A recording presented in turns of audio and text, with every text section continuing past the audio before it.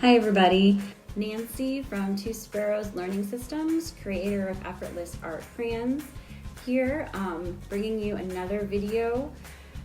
This is my second one in response to trying to bring ideas and education and resources to you all, specifically during this time of social distancing and remote learning. So we've been at this social distance, stay at home thing here for almost 3 months, and I can tell you that I'm feeling the stress, and my son is certainly feeling it.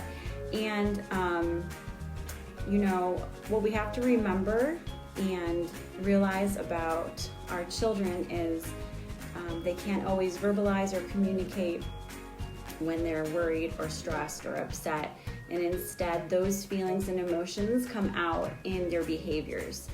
And as parents, it's our job to really recognize and empathize with those emotions and realize that maybe they're outbursts, perhaps they're unusual bouts of getting upset very quickly, emotional very quickly. They can go from happy to upset to happy to angry, you know, on a dime. We have to understand that much of that behavior and emotion is due to what's going on inside of them. You know, it's like that iceberg visual where sometimes you only see the tip of the iceberg, but there's so much going on underneath. And we really have to be empathetic and sympathetic of that. And before we react or discipline or punish, really think about where that behavior is coming from. And in turn, if we can understand where that behavior is coming from, then we can work more proactively to try to help our children cope with some of these emotions, or help them continue to get that emotion and energy out in positive ways. You know, we've been stuck in our house for literally 3 months. We've been going outside. Obviously, we went to Presque Isle last weekend and got to kayak, and that was great. But, you know, we've still been in the house, predominantly, my son and I. And when our children don't have opportunities to experience, activity and gross motor movements, and get some really great sensory input into their system, that also can affect their emotions and their ability to regulate.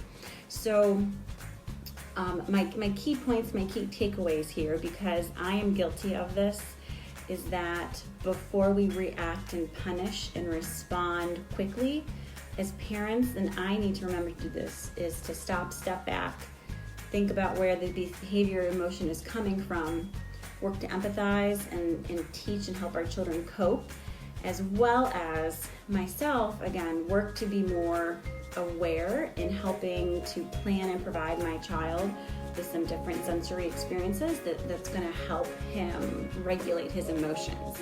On the blog this week is a great blog from Deidre Andrews from My Motor Mats, and she provides some great information for us as parents and how to create your own sensory learning path right at home, and what a sensory learning path does and how it helps our children regulate their emotions and their behaviors.